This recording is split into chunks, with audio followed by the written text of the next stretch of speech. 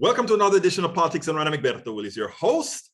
PDR welcomes badass comedian Mona Shaikh. She combines a South Asian sensibility with strong Americanized values, cherishing the First Amendment, the right to bear witness, with a big freedom-loving mouth that raises eyebrows and temperature. She has a hell of an offbeat sense of humor. Shaikh is a non-uptight tightrope walker who commits serious oral gamy. You get it? Unfolding the spoken word while striving to maintain equilibrium whilst dealing with harsh and conflicting forces. With half of her life spent in a prominent conservative Muslim household in Pakistan and the other immersed with America's entertainment and culture, Mona now knows she was set out to break boundaries. Today, Mona resides in Los Angeles, California, pursuing her career as a comedian and actor while developing her upcoming 1-hour special and comedy TV series. She also made history by becoming the first Pakistani female comedian to headline Hollywood Improv. Mona was most recently featured in LA Times, Forbes, LA Weekly, NBC, The Progressive, and Huffington Post. Mona has headlined in Dubai, Portugal, and London. She has emceed the Women's March in San Francisco in 2019, thus making history to be the first South Asian Middle Eastern female comedian to perform for a crowd of 60,000 people. She recently appeared on The Rookie on ABC as Donna Abbasi and will also be on Apple TV's Helpsters as Reina Rafter. She again made history by producing her own show at the world-famous comedy store in Los Angeles called Minority Reports, with a launch of sold-out shows. Mona. That was a handful. No, that was a mouthful. No, that was a ton. You are out there, girl. Talk to me. How are you doing today? I'm doing great. You know what it is? It's like I usually when the intros happen, I'm not present for the intros, so I'm just like when somebody's saying the intros, I'm like la la la la la la, and because it's like okay, it's too much. All right, now it sounds like I'm showing off. This is just showing off. Like okay, stop. Wait. Showing off you're in show business. What's the first word in show business? It's Thank show. you. You show your talent. Like I guess I get a little. I don't know. I get a little But shy about you're stuff like that. talented, my dear. You're talented. But you know what?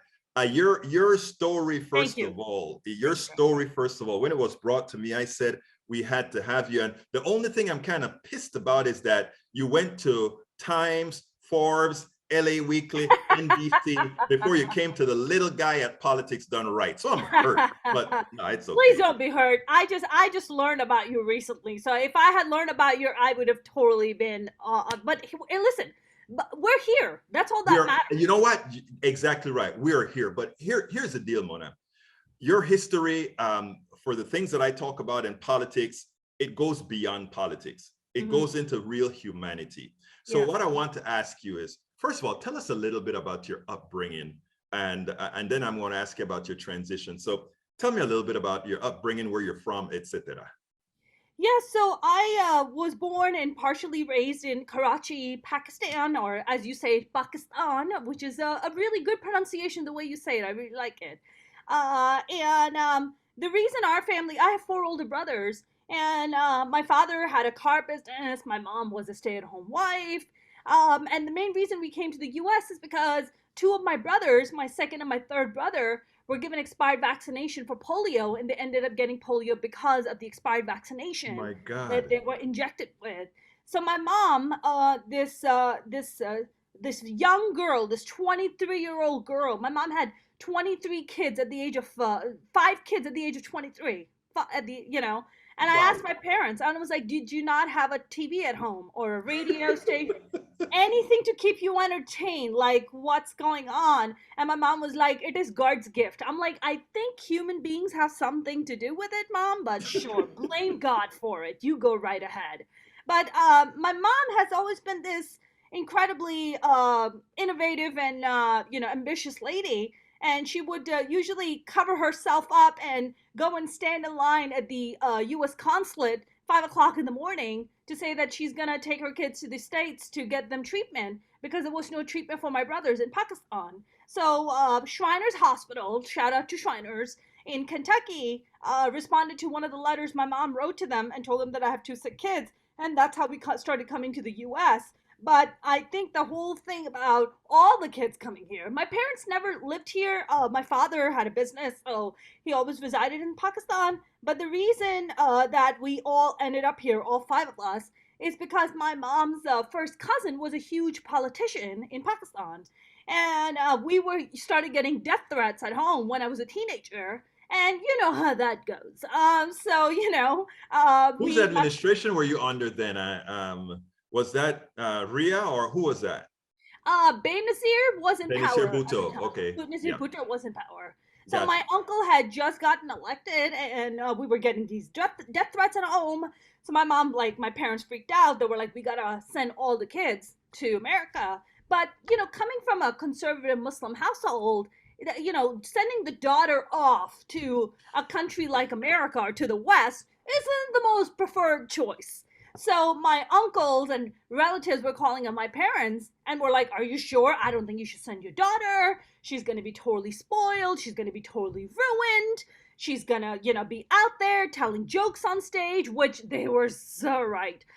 They didn't talk about the jokes, but I manifested that for myself. But my parents were like, "Look, if the sons go to America, the daughter goes to America too. She gets absolute equal treatment." So I think, as much of a conservative household as I grew up in, that's one thing that really respect and value about my parents, is that they gave me the equal access to America when I got here versus when I lived in, But let me ask you, because you said you're a you came from a conservative household in Pakistan. Were you following all the rules, wearing the burqa, all that good stuff when you were in Pakistan? We didn't wear the burqa, but I performed the holy pilgrimage when I was 11 years old, You which is did. very young. Yeah, very young to be performing a holy pilgrimage. But we were always, we weren't allowed to like wear dresses or skirts, or you were always covered up. You were pretty covered up most of the time. Right. Religion was a very big part of our household. We had to read the Quran like twice. And it's fascinating, when you grow up in a Muslim household, that they teach you how to read the Quran, but the Quran's in Arabic. We don't speak Arabic. We speak Urdu. So we're like, Yeah, I I don't know what know. I'm reading. Yeah. You're like, I You don't know don't what I'm know. reading. But you're like, Well, yeah, sorry, go ahead. well, maybe that explains your explosion when you came to the United States. Tell us about that transition now. This conservative Muslim woman, or how old were you? I was 15. Oh, that was at the prime age. A 15-year-old conservative Muslim woman comes to what state? New York. Good old New Oh York. my God. What Yeah. happened? I'm trying to figure the same thing out. I'm trying to figure out what happened indeed. When you come to America, uh, because we in Pakistan would watch the movie Home Alone, we would watch these movies, and I'm like, oh my God, that's what America looks like. And then when I got here, I got picked up at JFK Airport by my brothers, and we were driving through Manhattan. I was like, oh my God, this is just like the movie Home Alone. Like, this is where they shot it.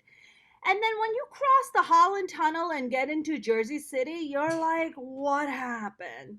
This is not what I signed up for. This is a ripoff. Like, where's my money? I want it back. Like, I've been lied to. Because you get to Jersey City and you're just like, this is nothing like they showed in the movies. This is so the opposite.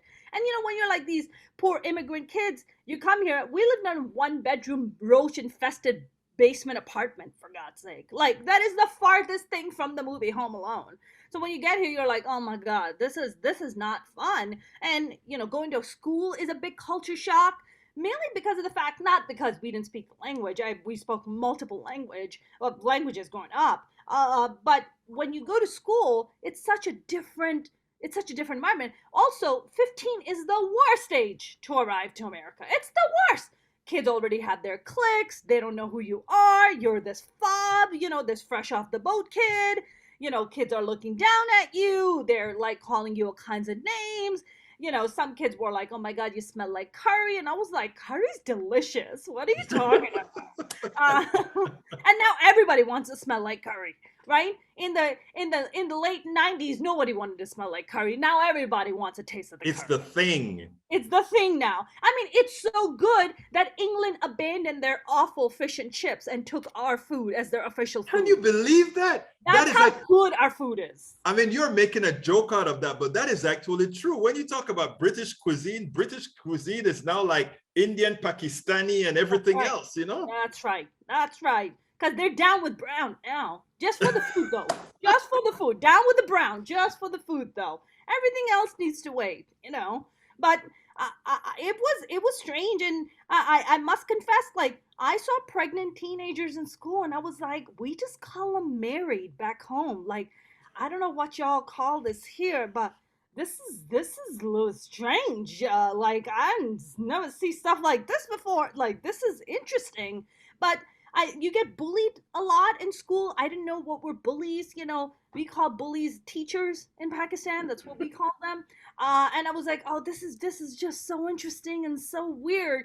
But I remember the first day I went in for my admission in high school, and my oldest brother was was my legal guardian. And I remember we were sitting down, and my principal turns to my brother and goes, "Does she speak English?"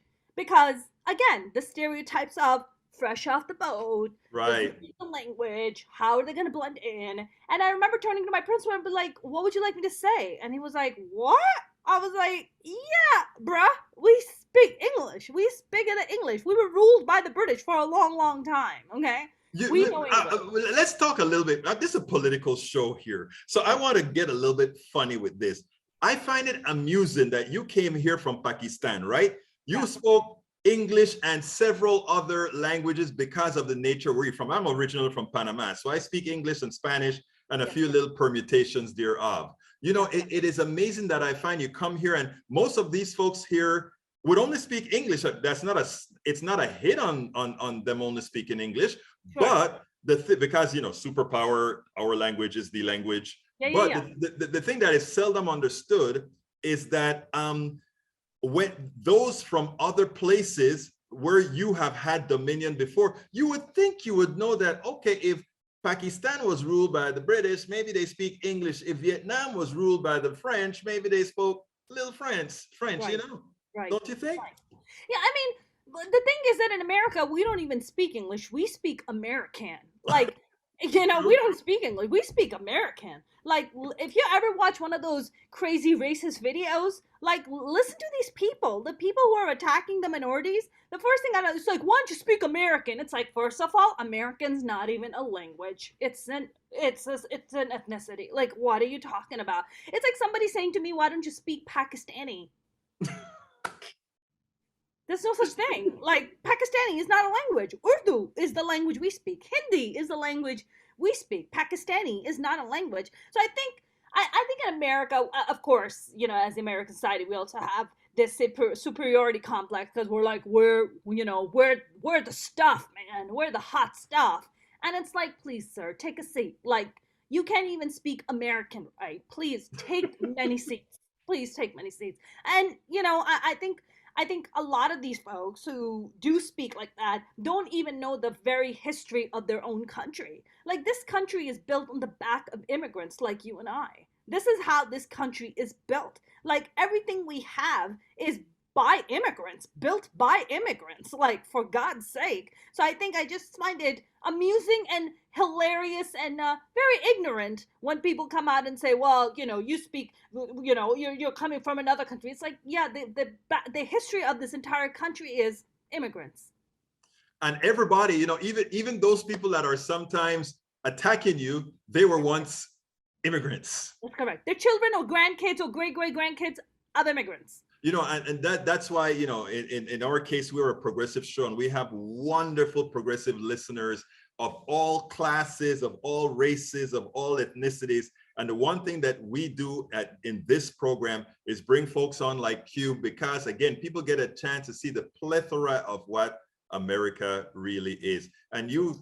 But the best part about it is you say it with a lot of pizzazz. That's why we call you that badass comedian, because but anyhow, so you came to America, you went to high school, you went through your bullying, you went through all that good stuff of what is Americana. The Yes. question is, how the hell did you get to LA and start doing this stuff? I mean, how did this conservative Muslim girl Yeah. turn into this badass comedian American woman? I don't think being a stand-up comic was ever part of the plan by any means. It certainly wasn't the plan. I mean, when you come from a conservative Muslim household, being a stand-up comic is not part of is not part of the one of the career choices. Like my family, just a little bit background on my family. Um, I just grew up in a very I grew up with a lot of domestic violence in our house because my parents always thought about what had happened to my brothers. My father blamed a great deal of it to my mother, and there were always a lot of physical violence, like a lot, between my parents. And I think when I moved to the US, there was a lot of physical violence from my brothers. My brothers were very physically violent towards me. And I think when I turned 18, I just kind of realized that I never felt like home was a safe place for me. So I just decided that I had to move out on my own and just figure my life out. I think at the age of 8, I had realized pretty early on that I wanted to be a performer. That much I knew. But the Wait, fact that, wait, did you say at the age of 8? yes, at the age of 8. But at the age of 8, you were a conservative girl in Pakistan with those That's correct. visions. So in reality, you were living out probably what you had seen on TV, maybe? That's correct.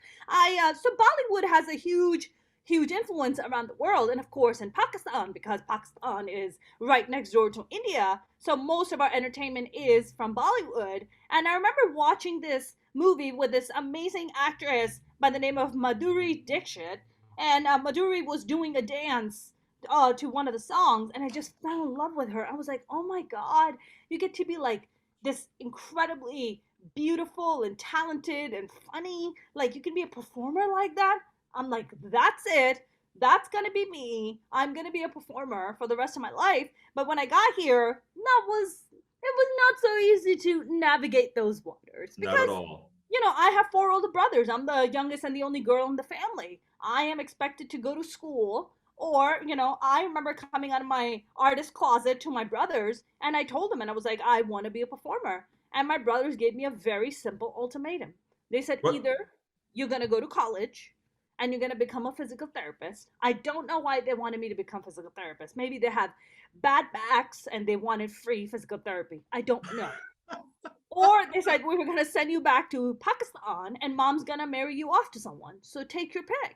Now, I think one thing I realized at a very early age is um, that nobody was going to tell me how to live my life, especially when I'm in the land of the free. Like, there's no way anybody gets to have any kind of, right or call on the way I'm going to live my life.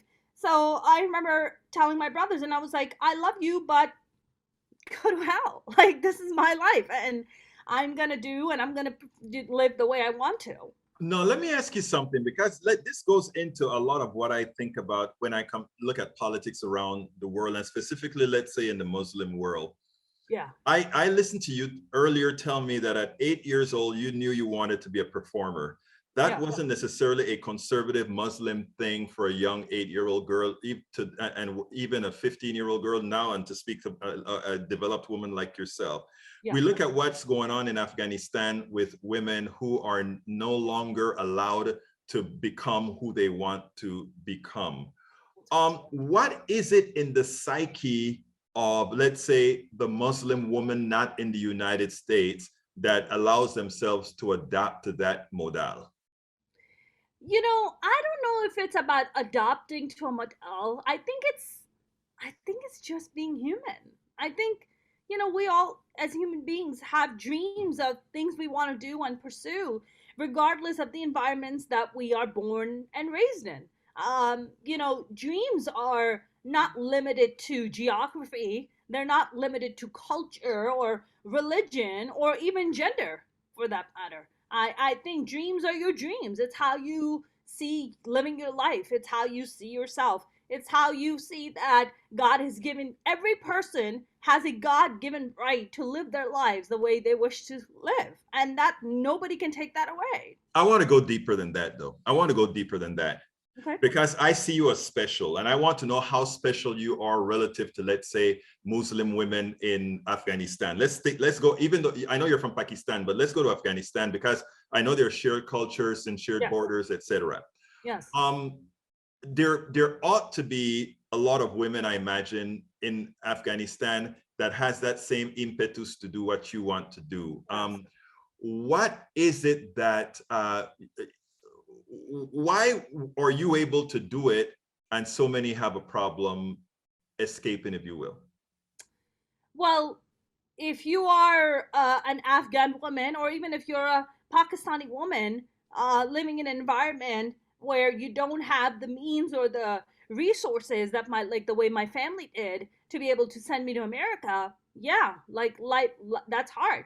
I don't know for what reason God took pity on me and God blessed me with this opportunity to come to America and be able to become the woman I am today. But I know this much, that because God has been so kind to me, I want to be able to use my platform to uplift women like myself, or women who come from similar backgrounds to me or have experienced similar things to me. I mean, that is something that's the least I can pay forward. That's the least I can do. So it's not so much about why these women can't do what I'm doing. It's just their circumstances are probably a lot different than mine.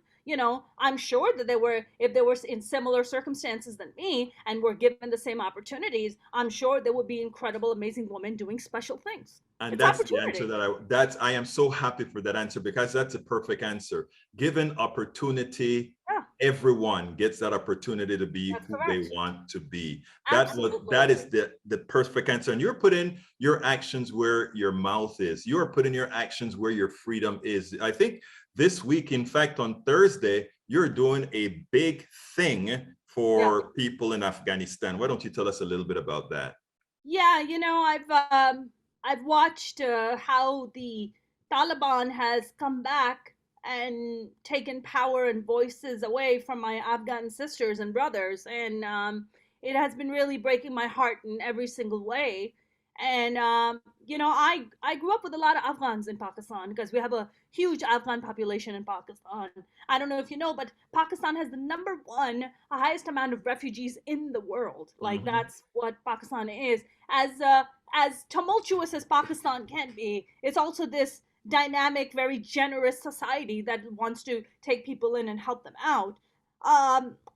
This event, I've been watching Taliban, how the first thing they did when they got to Afghanistan is paint over the women's pictures and tell Yes. women to go home and they can't be professionals and put a burqa on and they're not allowed in the streets. So this is, with all due respect, a middle finger to the Taliban. So I wanted to do a comedy benefit for Afghanistan, but I just didn't want to have any another comedy show. I wanted to bring an Afghan female comedian to come and be the host of the entire event, because it's really the Afghan women that I want to uplift and give a voice to. So I got lucky and found Neelab Sarabi, who's the first Afghan female comedian, and she was kind enough to agree to do it, and she's going to be our host. We have another Afghan comic, male Afghan comic. We have Persian comedians. We have Indian comics. Then I'm on the lineup, and I really wanted to do this event and this fundraiser. We're working with two amazing NGOs. We're working with Afghan Refugee Relief, and we're working with Hope Be Lit. And the 100% of the donations go directly to helping Afghans resettle in the U.S. and also send money back to Afghanistan. So we are just, I just wanted to do whatever I could. If this is the little platform I have, and this is what I can do for my Afghan brothers and sisters, then this is what I'll do. So if your listeners want to come by, it's on Thursday, October 28th, 7:30 p.m. In Irvine. You can find more details at minorityreportswithaz.com. Why the Z, you ask, Egberto? Because we're cool. That's why. You're And damn cool. we're cool. That's why. We did not want to be confused with the cool Tom Cruise movie. So we are at minorityreports.com, and you can go and buy tickets. And if you can't come, donate to the charities that we're working with, because This is a dire situation. Just the UN today came out and said that we are at the brink of a full-blown humanitarian, like this Afghan society is going to collapse. Afghanistan society is going to collapse. Millions of children are going to go hungry. Forget about all the women that are stuck at home. I mean, this is just horrific what has happened in Afghanistan. So we want to do our part. We want to do whatever we can to give them opportunities. Just like God was kind enough to put me in a place to have an opportunity to live my dreams, I want to create some kind of opportunities for my. And what's the website again where they can get all the information about this? You can go to minorityreportswithaz.com. Excellent. Now, the last question I ask every one of my interviewees is as follows. What would you have liked me to ask you that I didn't? What would you have liked to ask me? Maybe ask me about white comedy. Why comedy? I don't have the answer, Egberto. I don't have it. But you asked me to ask you an answer that you say you don't have. I know you got a little piece of it. Let me hear it. I have the answer. You know, it's interesting because I don't know if, you know, I watched the greats. Your Richard Pryor to your George Carlin, you know, and not that I'm on their level by any means. I feel like comedy is that kind of a talent that chooses its artist. Like comedy chooses you.